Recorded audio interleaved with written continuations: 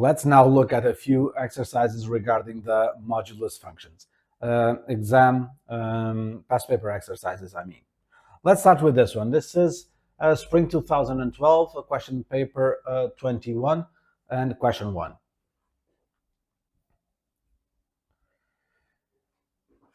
Here it is. It just asks to solve the equation. Modulus of x cubed minus 14 equals 13. So how do you solve this?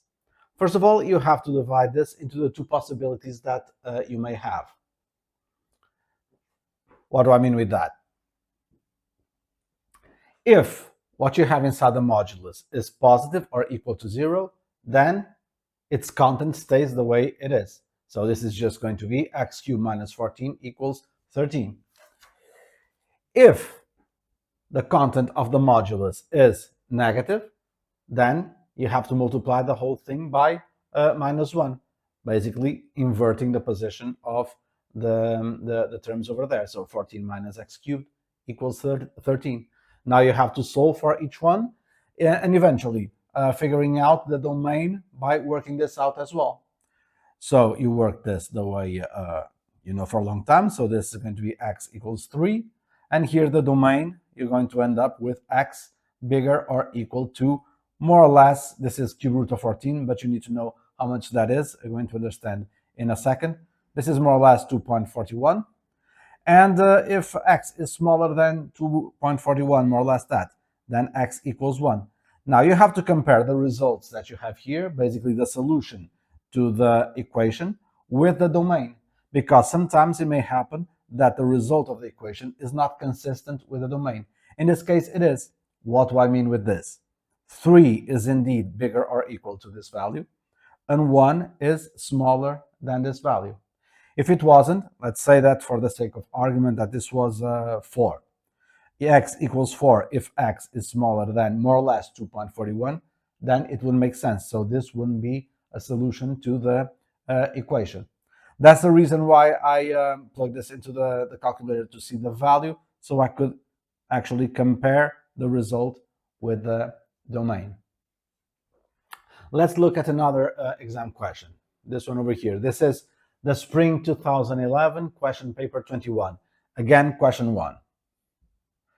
It asks you to solve this equation. Modulus of 3x plus 4 equals modulus of 2x plus 5.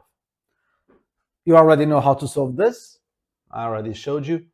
You have to recur to this trick over here.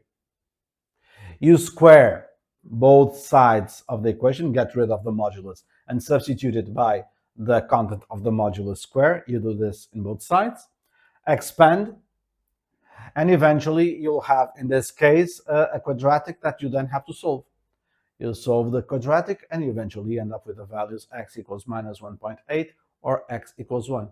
This is actually very simple. This was a paper from 2011, and as you can see, you would get 3 points on this exam just by solving this very simple equation.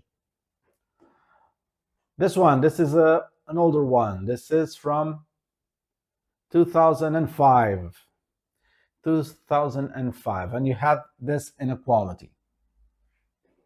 Given that a is positive, a positive constant, solve the inequality. Modulus of x minus 3 bigger than modulus of x minus a. How do you solve this? Again, when you have an inequality in which you have two moduli in both sides of the signal, you have to first figure out the points of intersection between this and that. Don't forget what you are being asked. You are being asked in mathematical language for what region, for what values of x, this stuff is bigger than that stuff.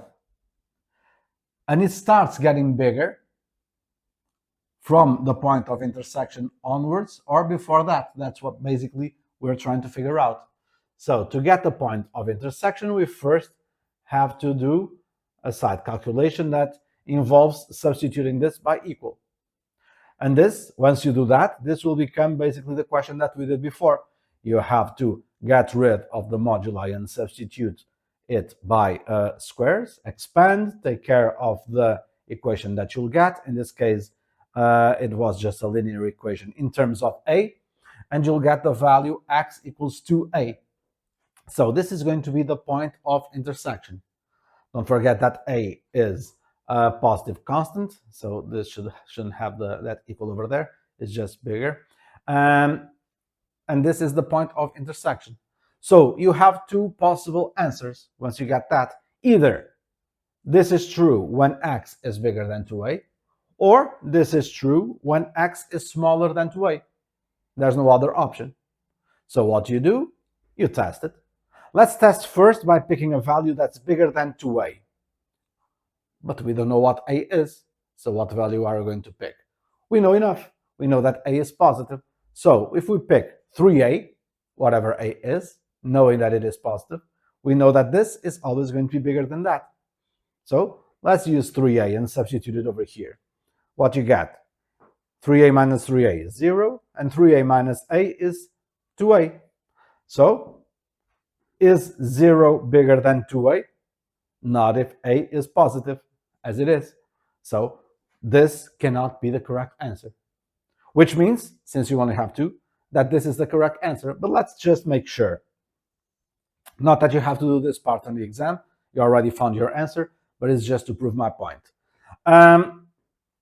Let's use a value that is smaller than 2a, for example, a. All right? If we do a, then a minus 3a is going to be equal to minus 2a, and a minus a is 0. Modulus of 2a is just, modulus of minus 2a is just 2a, and 2a is bigger than 0, as we already knew. So this is true. X is smaller than 2a. This is the correct answer. This cannot be.